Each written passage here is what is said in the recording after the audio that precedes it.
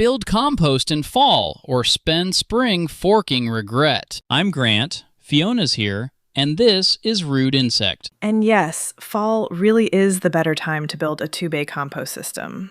Not spring when you're already juggling seed trays, potting mix, and unrealistic tomato ambitions. Fall hands you the ingredients: leaves, dead tomato vines, squash stems, chicken coop bedding, all that damp weather. It's basically compost season wearing a flannel shirt. Damp weather helps, but it does not excuse building a sad little pile in a forgotten corner and calling it a system. Which brings us to Grant's garden mistake. I had one heap behind the shed. One. The top dried into a leaf crust. The middle was actually beautiful, and the bottom became the sour, compacted grass-clipping brick. I had to dig half-finished compost out of the way to reach finished compost underneath, like an archaeological dig for bad decisions. That is exactly why 2 bays make sense. 1 bay is active and cooking. The other is curing.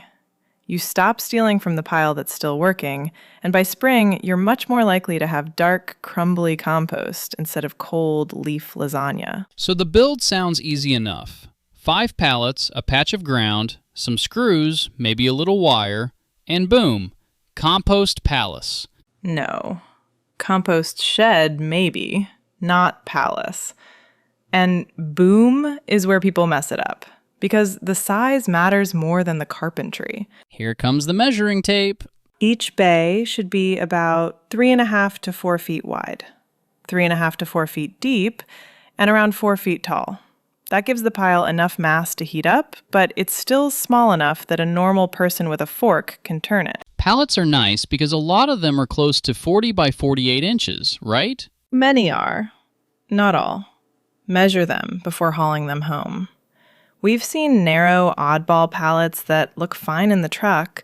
Then you build the bin and realize you've made a compost coffin. A respectful burial for melon rinds. Also check the stamp. You want HT, which means heat treated. Avoid MB because that means methyl bromide treated, and I would not put that near compost destined for lettuce beds. So, 5 standard pallets. Back, 2 sides, center divider, and the other side. Then deck screws or exterior screws at the joints. 6 to 8 screws per connection is reasonable. If the pallets wobble, brace them with T-posts or scrap 2x4 stakes. And if perfect corners make you grumpy, use wire, zip ties, or metal brackets. Compost bins do not need to win furniture awards. Wait, zip ties are allowed? For holding pallets together, yes. For fixing every structural problem in your life, no. Fair. Now, rodents. The article makes a strong case for hardware cloth under the bin if you've got tunneling pests. Use 1/4-inch hardware cloth, not chicken wire. Chicken wire keeps chickens mostly where you want them. It does not stop determined rodents from treating your compost like a buffet with steam heat. The product name that stuck out was hardware cloth 1/4-inch mesh. Useful, but apparently miserable to cut. Wear gloves. The cut edges are sharp, and bleeding on a compost project does not improve microbial activity. Lay it on the ground before the pallets go up, and it still allows drainage and worms while blocking most burrowing pests. Site choice matters too. I always think, I'll tuck it way back there where no one sees it. And then you won't use it when it's 38 degrees and raining sideways. Put the 2-bay compost system where the wheelbarrow can actually reach it. Near the garden, near the chicken run, near the path you already walk. Convenience is compost fuel. What about filling it? I'm imagining fall leaves by the armload, chopped stems, coop bedding, kitchen scraps. Good, but don't make it a wet grass-clipping brick again. Mix browns and greens. Leaves and bedding help with structure. Spent vines are fine, but chop thick squash stems if you want them to break down faster.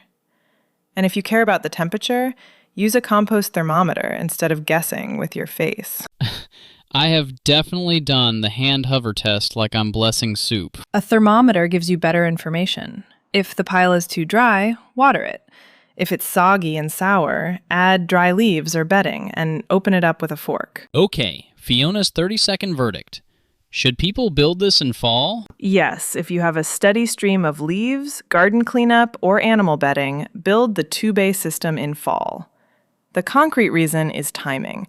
One bay can actively break down all winter while the other cures. So by tomato planting season, you're not digging through unfinished scraps. Maybe skip the hardware cloth, only if you truly do not have rodent pressure. But if you've seen tunneling, install it from the start. So the takeaway is, don't wait until spring panic. Build 2 bays. Make each bay roughly 4 feet by 4 feet by 4 feet. Use HT pallets, skip MB pallets, and put the bin where you'll actually use it. And do not build a compost coffin. Dark, crumbly spring compost starts with a very unglamorous fall afternoon and 5 decent pallets. If this helped, hit subscribe. We drop 3 new episodes every week on Monday, Wednesday, and Friday, so you don't have to hunt for the next one. Thank you for listening to this edition of RudeInsect.com, Conversations with Grant and Fiona.